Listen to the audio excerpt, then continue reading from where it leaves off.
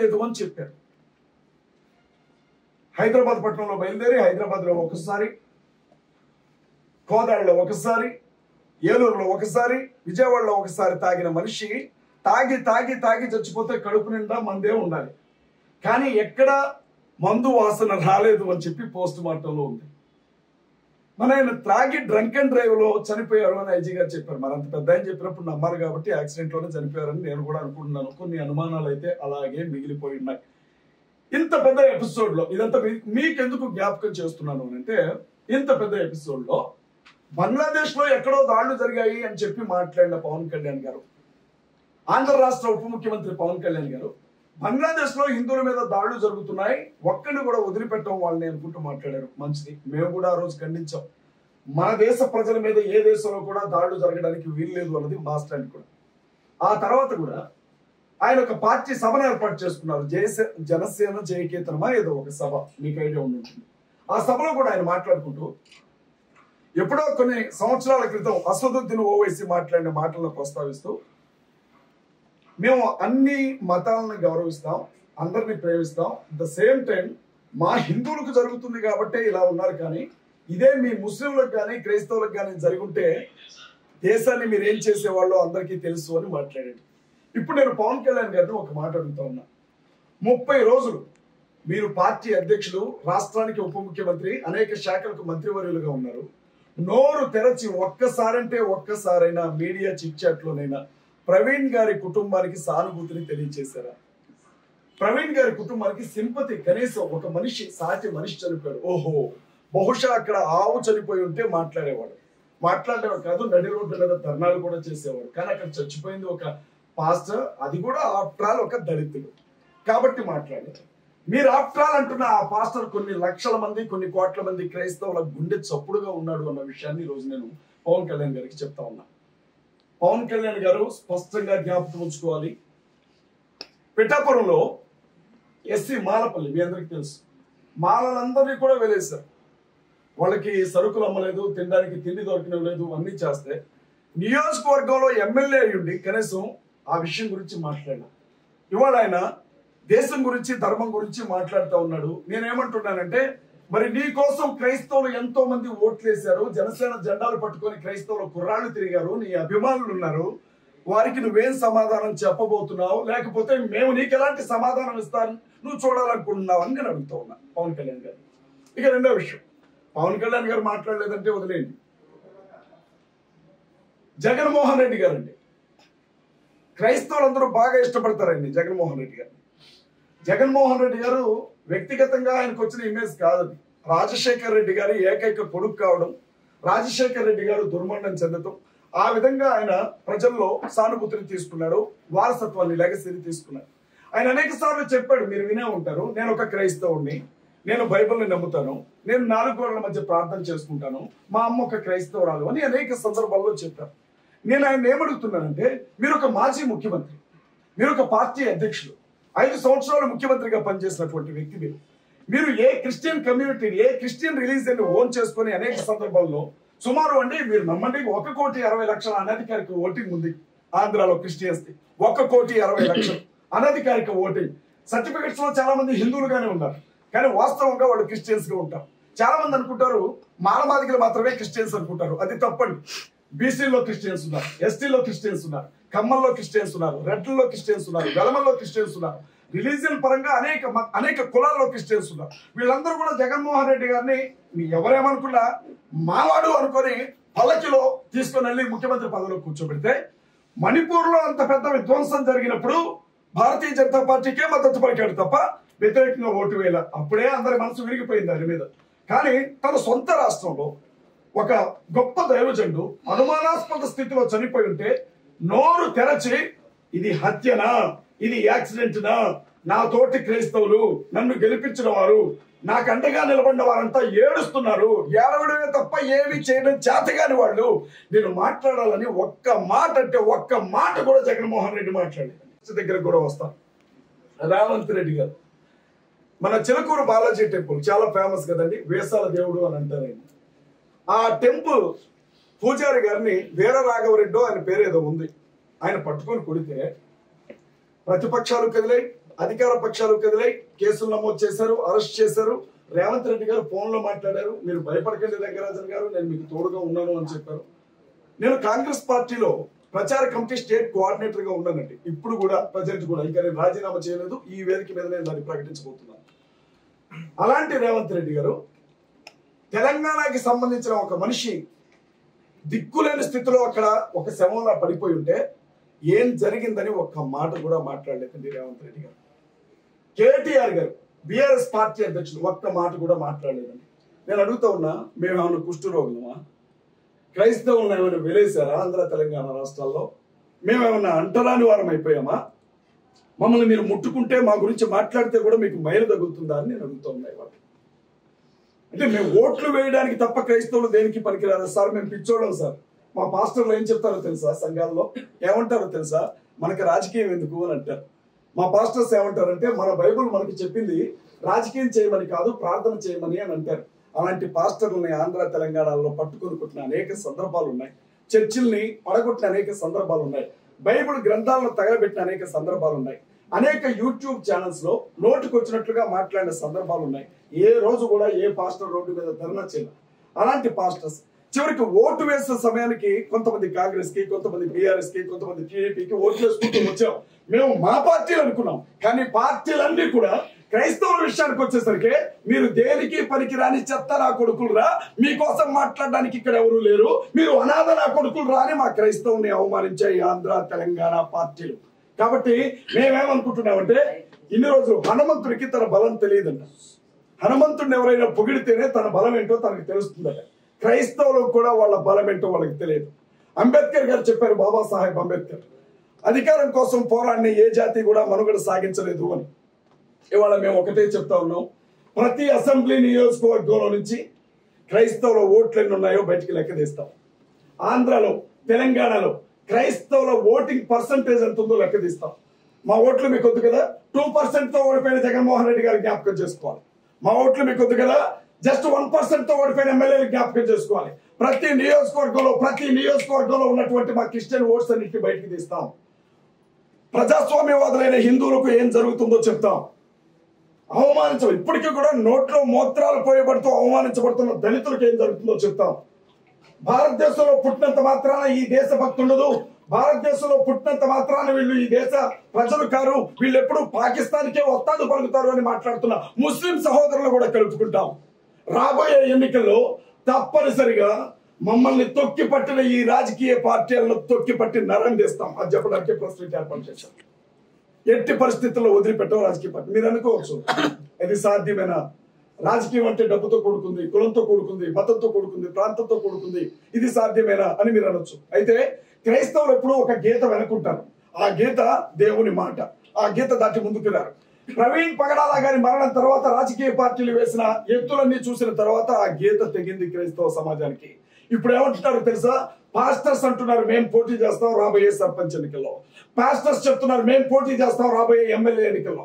మా ఓటు, ఒక్క ఓటు ఈ రాజకీయ పార్టీలకు పడ్డ మేము వ్యభిచారం చేసినట్లే. ఒక్క ఓటు కూడా ఆంధ్ర తెలంగాణలో వాళ్ళకి పడలేము, ఎట్టి పరిస్థితుల్లో వాళ్ళకి మా సపోర్ట్ దొరకదు అని చెప్తున్నారు. యునైట్ చేస్తాం ఖచ్చితంగా. ఇంకొక విషయం చెప్తాను, అవి చెప్పిన నన్ను అరెస్ట్ చేసిన విషయం మీ అందరికీ తెలుసు. మీకు చాలా అనుమానాలు ఉంటాయి, మీరు నన్ను చాలా ప్రశ్నలు అడుగుదామని ఫిక్స్ అయిపోయి ఉంటారు. ఆల్రెడీ మేనిఫెస్టో తయారై ఒకసారి ప్రెస్ మీట్ జరిగింది. ఐజీ అశోక్ కుమార్ గారు అనుకుంటా, బహుశా ఎస్పీ గారిని పక్కన కూర్చోబెట్టుకుని ఆయన ఒక మాట చెప్పారు. ఏమన్నారంటే, ప్రవీణ్ పగడాల గారి శవం దొరికిన తర్వాత ఎవరో మాకు 101కో 100కో డైల్ చేసి చెప్తే గానీ అక్కడ శవం ఉందన్న విషయం మాకు తెలియదు అని చెప్పారు. ఇద్దరు కూడా, ఎస్పీ గారు ఒకవైపు, ఐజీ గారు ఒకవైపు సంబంధమే లేని స్టేట్మెంట్స్ ఇచ్చారు. అయినా వాళ్ళని ఎవరు అడగరండి, ఎందుకంటే వాళ్ళు పోలీసులు కాబట్టి. కొన్ని రోజులు గడిచిన తర్వాత ప్రవీణ్ పగడాల గారు మందు తాగి చనిపోయాడు అన్న విషయాన్ని ప్రజలందరికీ చేరవేస్తూ కొన్ని ఛానల్స్ లో, నేను ఏ ఛానల్ని కూడా తప్పు పట్టను, ఎందుకంటే మీడియా వారు వారికి అందినటువంటి సమాచారాన్ని బట్టి మాట్లాడుతూ ఉంటారు కాబట్టి, ఆయన లిక్కర్ షాప్ లో మందు కొనుక్కున్నాడు అన్న విషయం గురించి పెద్ద ఎత్తున చర్చ జరిగింది. నేను ఇదే విషయాన్ని ఐజీ గారిని అడిగాను. సార్, ఆయన మందు తాగాడు, మందు కొనుక్కున్నాడు, లిక్కర్ షాపుల దగ్గరికి వెళ్ళి లిక్కర్ కొన్నట్లుగా ఒక సీసీటీవీ ఫుటేజ్ బయట వైరల్ అవుతుంది, మీరేమైనా మీడియాకి ఇచ్చారా అని అడిగాం. ఆ నెక్స్ట్ డేనే ఐజీ గారు అసలు ఆ ఫుటేజ్ మా దగ్గరికి రాలేదు, దాన్ని మేము విడుదల చేయలేదు అని చెప్పాం. ఆ తర్వాత ఏం జరిగిందో మీ అందరికీ తెలుసు. అది నకిలీ ఫుటేజ్ అని మీడియా వాళ్ళు ప్రకటించారు. ఇక మూడో విషయం, కీలకమైన విషయం, నాకున్న అనుమానం అండి, మళ్ళీ దేశద్రోహం కేసులు ఏం పెట్టద్దు దయచేసి నా మీద. నాకున్న అనుమానం ఏంటంటే ప్రవీణ్ పగడాల గారు రాత్రి 10:40 11:40 చనిపోయారు అని పోస్ట్ మార్టం రిపోర్ట్ చెప్తోంది. ఆ మనిషి రాత్రి 11:40 చనిపోతే ఉదయం 9 గంటల సమయంలో ఆయన ఫోన్ తీసుకొని ఆ ఫోన్ ని ఆయన చేతి వేలు ద్వారా అన్లాక్ చేశారు అని చెప్పారు. అంటే డాక్టర్లు ఏమంటున్నారు అని అంటే, ఒక మనిషి చనిపోయిన తర్వాత అతని డెడ్ బాడీ రక్త ప్రసరణ ఉండదు కాబట్టి ఫోన్ లాక్ ని తీయడం అనేది సాధ్యమయ్యే పని కాదు అని కొంతమంది డాక్టర్లు చెప్పారు. నేనేం పండితుడిని కాదు, డాక్టర్ని కాదు, నా అనుమానం మాత్రమే. నేను అన్నాను, నాకు అర్థమైంది ఆయన సీన్, నాకు అర్థమైంది, నా కోసం వచ్చాను, నేనేం పారిపోయేవాడిని కాదు, ఒక్క నిమిషం మీరు అవకాశం ఇస్తే నా భార్యకు ఒక మాట చెప్పి వస్తానన్నా కూడా నన్ను వదిలిపెట్టలేదు పోలీస్ డిపార్ట్మెంట్ వాళ్ళు. వచ్చింది లేవు పోలీసులు అని మాకు ఎట్లా తెలుస్తుందండి? డ్రెస్ లో ఉంటే వచ్చింది పోలీసులు అని చెప్తాం. లేదు వచ్చిన వాళ్ళు, అమ్మా నీ భర్తని ఫలానా పోలీస్ స్టేషన్ లో కేసు నమోదైంది, అరెస్ట్ చేసి తీసుకెళ్తున్నాం, మీ లీగల్ గా మీ లాయర్లకు చెప్పుకోండి అని చెబితే మా వాళ్ళు కంగారు పడరు. వచ్చిన వాళ్ళు కాశీదారాలు కట్టుకున్నారు, ఒక్కొక్కరు గడ్డాలు పెంచుకొని ఉన్నారు, బొట్లు పెట్టుకున్నారు. అప్పటికే నన్ను చంపుతాను అన్న బెదిరింపులు చాలా వస్తున్నాయి. మరి ఆ పరిస్థితుల్లో మహారాష్ట్ర వెహికల్ అది, నన్ను పోలీస్ స్టేషన్ కి తీసుకెళ్తున్నారో తెలీదు, ఎక్కడికైనా ఎత్తుకెళ్తున్నారో తెలీదు, ఇంటికి ఏ విధమైన ఇన్ఫర్మేషన్ ఇవ్వలేదు, నన్ను తీసుకొని వచ్చారు. ఇక ఆ తర్వాత ఏం జరిగిందో మీ అందరికీ తెలుసు. మీకు ప్రత్యేకంగా కృతజ్ఞతలు చెప్తున్నాను. మీ రేటింగ్ కోసం రాశారో నాకు తెలియదు, వార్తను వార్తగా చూపించాలని ఆశపడ్డారో నాకు తెలియదు, ఏం జరుగుతుందో ప్రజలకు చెప్పాలని అనుకున్నారో నాకు తెలియదు. కానీ ఆ 7 రోజులు నేను జైల్లో ఉన్నంత వరకు, 7 రోజులు నేను జైల్లో ఉన్నంత వరకు ప్రతిరోజు కూడా మీరు పెట్టిన చర్చా వేదికలు దేవుని దయ వల్ల నన్ను బతికించారు. మీడియా మిత్రులందరికీ కూడా, ఎస్పెషల్లీ డిజిటల్ మీడియా మిత్రులందరికీ కూడా కృతజ్ఞతలు తెలియజేస్తా ఉన్నా. దానికోసం ఈ మీటింగ్ ఏర్పాటు చేశారు. మీరు చూడండి, నా జుట్టును చూడండి, ఎప్పటి వరకు నేను ఎప్పుడు మీడియా ముందు మాట్లాడుతున్నా. జైలుకి తీసుకెళ్లిన తర్వాత నేనేమి అరెస్ట్ చేయొచ్చో లేదో తర్వాత సంగతి. ఒక యూట్యూబ్ ఛానల్లో డిస్కషన్ జరుగుతుంది. రాధా మనోహర్ దాస్ అనే ఒక వ్యక్తి బైబిల్ గ్రంథాన్ని బొకడా బైబిల్ అన్నాడు. నేను ఈ పదాలు ఉపయోగించకూడదు, నన్ను క్షమించండి. అదే బైబిల్ గ్రంథాన్ని, అమ్మ ఆడబిడ్డలు ఉన్నారు నన్ను మన్నించండి, మీ బ్రదర్ అనుకోండి, లంజల పుస్తకం అన్నాడు బైబిల్ గ్రంథాన్ని. అదే బైబిల్ గ్రంథంలో ఉండే మరీని యేసుక్రీస్తు ప్రభు తల్లి వ్యభిచారం చేసి కన్నది అని చెప్పి మాట్లాడినప్పుడు నేనేమన్నానంటే, అరే నాయన, బైబిల్ బూతు పుస్తకం అంటున్నారు మీరు, మరి మీ గ్రంథాల్లో ఉన్నాయి ఏంట్రా అని చెప్పి ఆ గ్రంథంలో ఆ గ్రంథ రచయిత రాసిన ఓ చిన్న విషయం చెప్పానండి. దానికి ఒక కేసు నమోదు చేశారు. నేను కల్పించింది కాదు, ఎటకారం చేయలేదు, నేను ఉన్నదే చెప్పాను, ఒక కేసు. రెండో విషయం ఏంటో తెలుసా, బైబిల్ గ్రంథాన్ని బోధించే ఒక మత బోధకుండింది. బైబిల్ గ్రంథంలో యేసుక్రీస్తు ప్రభు అనేవాడు ఆత్మ తప్ప ఆయనకి విగ్రహం ఉండదు అని బైబిల్ చెప్తుంది. 66 పుస్తకాల్లో ఎక్కడా విగ్రహారాధనకి బైబిల్ ఒప్పుకోదు. ఒక మిత్రుడు ఇంకొక యూట్యూబ్ ఛానల్లో యేసుక్రీస్తు ప్రభు గురించి అడిగినప్పుడు నేను చెప్పాను, ఆయన ఆత్మ తప్ప విగ్రహం కాదు, ఒకవేళ అది విగ్రహం అని మీరు భావిస్తే నాకు ఇస్తే పగలగొడతాను అన్నాను. ఆ మాట అనకుండా ఉండాల్సింది. నన్ను అరెస్ట్ చేసి తీసుకొని వెళ్ళినప్పుడు నేను నైట్ ప్యాంట్ మీద ఉన్నాను. 5 రోజుల పాటు మేడం అవే డ్రెస్ లో ఉంచారు నన్ను. ఒక్క జత నా బట్టలు ఇవ్వమంటే ఇవ్వలేదు నాకు. 5 రోజులు నా తోటి ఖైదీలందరూ చెప్తారు. కటింగ్ చేసిన తర్వాత ఒళ్ళంతా షర్ట్ గుచ్చుకుంటా ఉంటే, ఒక్క షర్ట్ తెచ్చుకుంటా సార్ అంటే ఊరుకోలే. నేనేం తప్పు చేశానండి? క్రైస్తవులు కూడా మనుషులే, బ్రతికనివ్వండి అని అడిగాను. ప్రవీణ్ పగడాల గారి మరణం, ఒక విషయం చెప్పండి. ఇప్పుడు 26 మందిని చంపేశారు కదా 4 ఉగ్రవాదులు వచ్చారు కదా, వచ్చారా లేదా? ఆ 4 అసలు భారతదేశంలోనికి రానిచ్చింది దేవుడు సార్. ఎట్టొచ్చారు వాళ్ళు భారతదేశంలోనికి? ఎవరు తీసుకొచ్చారు? వాళ్ళకి సపోర్ట్ చేస్తుంది ఎవరు? భద్రతా వ్యవస్థ ఏం చేస్తుంది సార్? నిఘా వ్యవస్థ ఏం చేస్తుంది? కేంద్ర హోంమంత్రి ఏం చేస్తున్నారు? నన్ను అడుగుతారండి సార్, ఆయన అడగండి. మెహర్గావ్ మీదకి వెళ్దామా? అక్కడ జరిగినటువంటి ఆ పరిస్థితులను బట్టి పాకిస్తాన్ మీద యుద్ధం అంటున్నారు. నలుగురిని ఎక్కడో కొండల్లో కూర్చొని ఉన్నారని తెల్లారే పట్టుకొచ్చారా లేదా? మరి లోపలికి వచ్చేటప్పుడు మీ సీసీ కెమెరాలో లేకపోతే మీ ఏమంటారు డ్రోన్లన్నీ ఏం చేస్తాయి సార్? ఎక్కడ తాగి పడుకున్నాయా? నాలాగా మళ్ళీ కేసు అవుతుంది సార్. ఇంటెలిజెన్స్ ఫెయిల్యూర్ అంటున్నారు కరెక్టే. క్రిస్టియన్ చనిపోయింది కదా, ఒక కల్మా చదవాలి సార్. ఒక నిమిషం sir, let me my question ఒకటి ఏంది సార్. ఇప్పుడు సుశీల్ అనే క్రిస్టియన్ ని కల్మా చదవలేదని చెప్పి షూట్ చేశారని చెప్తున్నారు. దీనిపై మతంతోనే చెప్పింది కదా సార్. ఈ హిందూ వాడు మూర్ఖుడు, మతం పేరు చెప్పి తప్పిన వాడు ఉన్నది. ఎవడైతే మతం పేరుతో ఎదుటి మతాల వాళ్ళని చంపుతున్నాడో వాడు క్రైస్తవుడైనా ఉన్నది, వాడు హిందూ అయినా ఉన్నది, వాడు ముస్లిం అయినా ఉన్నది. మీరు ఉగ్రవాదాన్ని ఒక మతానికి ఎలా అంటగడతారు? ఎవరు అంతే సార్. ఇప్పుడు ఎంజీబీఎస్ బస్ స్టాండ్ దగ్గర అర్జెంట్ గా సెక్యూరిటీ పెట్టమనండి. ఎందుకంటే ఈ లైవ్ చూసిన తర్వాత క్రైస్తవులు అందరూ వెళ్ళి పడిపోతారు. ఇక్కడ న్యాయం కోసం అరుస్తుంటే రెచ్చగొడుతున్నట్లు కనపడుతుంది. ఏది మీరు ఏమంటారు? బతికినంతకాలం వాళ్ళ కాళ్ళు నొక్కమంటారా? మరి నిలబెడతారంటే మీకెందుకు కోపం వస్తుంది? క్రిస్టియన్స్ రెచ్చగొట్టం కాదు, మా ఆత్మగౌరవం గురించి మాట్లాడుతున్నాం. ఖచ్చితంగా చెప్తారు సార్.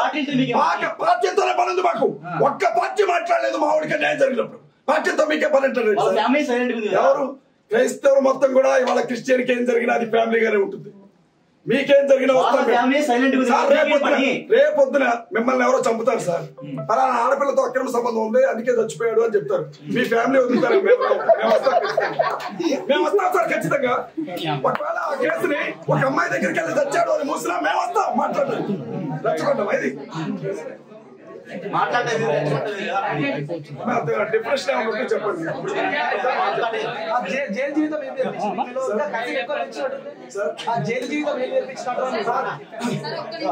ప్రెస్ మీట్ జరిగింది. ఐజీ అశోక్ కుమార్ గారు అనుకుంటా, బహుశా ఎస్పీ గారిని పక్కన కూర్చోబెట్టుకుని ఆయన ఒక మాట చెప్పారు. ఏమన్నారంటే, ప్రవీణ్ పగడాల గారి శవం దొరికిన తర్వాత ఎవరో మాకు 101 కో 100 కో డైల్ చేసి చెప్తే గానీ అక్కడ శవం ఉందన్న విషయం మాకు తెలియదు అని చెప్పారు. ఇద్దరు కూడా ఎస్పీ గారు ఒకవైపు, ఐజీ గారు ఒకవైపు సంబంధమే లేని స్టేట్మెంట్స్ ఇచ్చారు. అయినా వాళ్ళని ఎవరు అడగరండి, ఎందుకంటే వాళ్ళు పోలీసులు కాబట్టి. కొన్ని రోజులు గడిచిన తర్వాత ప్రవీణ్ పగడాల గారు మందు తాగి చనిపోయాడు అన్న విషయాన్ని ప్రజలందరికీ చేరవేస్తూ కొన్ని ఛానల్స్ లో, నేను ఏ ఛానల్ ని కూడా తప్పు పట్టను, ఎందుకంటే మీడియా వారు వారికి అందినటువంటి సమాచారాన్ని బట్టి మాట్లాడుతూ ఉంటారు కాబట్టి, ఆయన లిక్కర్ షాప్ లో మందు కొనుక్కున్నాడు అన్న విషయం గురించి పెద్ద ఎత్తున చర్చ జరిగింది. నేను ఇదే విషయాన్ని ఐజీ గారిని అడిగాను. సార్, ఆయన మందు తాగాడు, మందు కొనుక్కున్నాడు, లిక్కర్ షాపుల దగ్గరికి వెళ్లి లిక్కర్ కొన్నట్లుగా ఒక సీసీటీవీ ఫుటేజ్ బయట వైరల్ అవుతుంది, మీరేమైనా మీడియాకి ఇచ్చారా అని అడిగాం. ఆ నెక్స్ట్ డేనే ఐజీ గారు అసలు ఆ ఫుటేజ్ మా దగ్గరికి రాలేదు, దాన్ని మేము విడుదల చేయలేదు అని చెప్పాం. ఆ తర్వాత ఏం జరిగిందో మీ అందరికీ తెలుసు. అది నకిలీ ఫుటేజ్ అని మీడియా వాళ్ళు ప్రకటించారు. ఇక మూడో విషయం, కీలకమైన విషయం, నాకున్న అనుమానం అండి. మళ్ళీ దేశద్రోహం కేసులు ఏం పెట్టద్దు దయచేసి నా మీద. నాకున్న అనుమానం ఏంటంటే, ప్రవీణ్ పగడాల గారు రాత్రి 10:40 11:40 చనిపోయారు అని పోస్ట్ మార్టం రిపోర్ట్ చెప్తోంది. ఆ మనిషి రాత్రి 11:40 చనిపోతే ఉదయం 9 గంటల సమయంలో ఆయన ఫోన్ తీసుకొని ఆ ఫోన్ ని ఆయన చేతి వేలు ద్వారా అన్లాక్ చేశారు అని చెప్పారు. అంటే డాక్టర్లు ఏమంటున్నారు అంటే, ఒక మనిషి చనిపోయిన తర్వాత అతని డెడ్ బాడీ రక్త ప్రసరణ ఉండదు కాబట్టి ఫోన్ లాక్ ని తీయడం అనేది సాధ్యమయ్యే పని కాదు అని కొంతమంది డాక్టర్లు చెప్పారు. నేనేం పండితుడిని కాదు, డాక్టర్ని కాదు, నా అనుమానం మాత్రమే. మీద మాకు పూర్తి నమ్మకం ఉంది, న్యాయ వ్యవస్థ మీద పూర్తి నమ్మకం ఉంది. న్యాయవాదిని నమ్ముతాం, కోర్టులో పనిచేసే క్లర్కులు కూడా నమ్ముతాం సార్. ఈ దేశం ఈ రోజు ఇలా ఉంది అంటే దానికి రెండే కారణం, ఒకటి రాజ్యాంగం, రెండవది న్యాయ వ్యవస్థ. ఎవరు ఆంధ్ర కోర్టులో కేసేసాం సార్, కేపాల్ గారు కేసేశారు. ఆగస్టు నెలలో మళ్ళీ దానికి సంబంధించిన హీరింగ్ ఉంది. ఓడిపోయారు చెప్తారు. జైలు జీవితం